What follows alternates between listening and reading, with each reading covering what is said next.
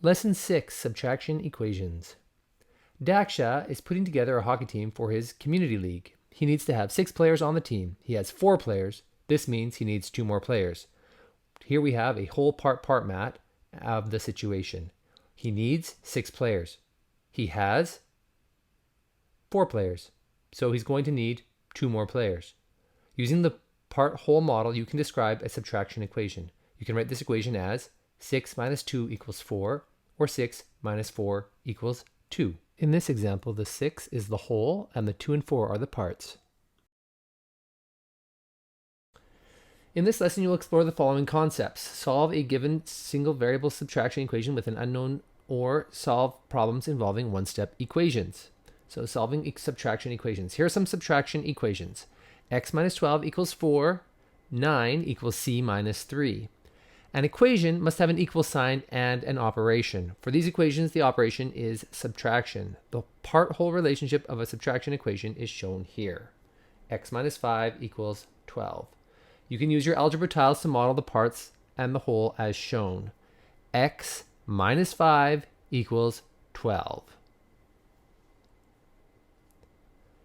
The whole is represented by the unknown in this equation. Remember, the whole is equal to the sum of the parts. To solve, ask yourself, how many ones belong to the whole section? Since there are 5 and 12 in the parts, the whole is 17. Simply replace the variable with the 2 parts combined to solve this type of equation. Let's explore by using your algebra tiles along with the following example. Solve C minus 8 equals 4. First, set up your part-whole model with the correct tiles. The variable is the whole and 8 and 4 are the parts. As you can see, this is the setup. Now remove the variable tile. Replace with tiles to match the parts, 8 and 4. You have to make the total in the whole equal the total of the 2 parts. Write the solution. It is C equals followed by the number of tiles in the whole, or in this case, C equals 12. Variable in different positions. The variable may shift to the other side of the equation. Always start by identifying the parts and the whole. You can use a model to solve. So if x is the whole, minus 5 is a part, equals 12. Or if 7 is a part, equals m, which is the whole, minus 3, which is a part. You should notice here that the whole is always the number that a number is being subtracted from. It's whole minus something, or the whole minus something on the other side here. Example number 2, solve. 10 equals r minus 4. So we model the equation. The variable is still the whole, even though it is on the other side.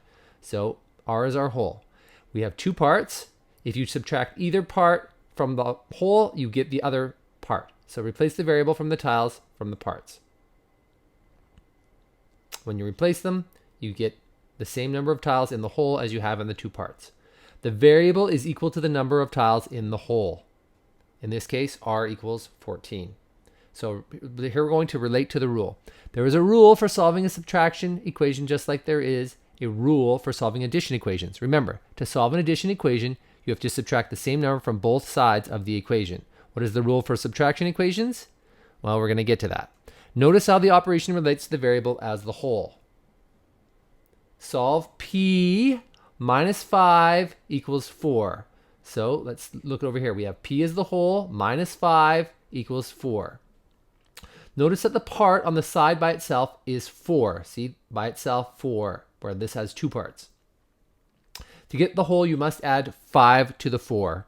P equals 4 plus 5. Write the solution found by adding the parts. So p equals 9, because you add 4 plus 5 equals 9. So what is the rule? In a subtraction equation, add the parts to get the whole. Another way of looking at this is the additive equation property. So the additive equation property states that the 2 sides of an equation remain equal if the same number is added to each side. Addition is the inverse operation of subtraction, so it will undo the subtraction. So if we subtract something and we add the same thing, it's going to come out equal. Think of it this way. If you owe your parents $3 and you give them $3 to pay them back, you are now even.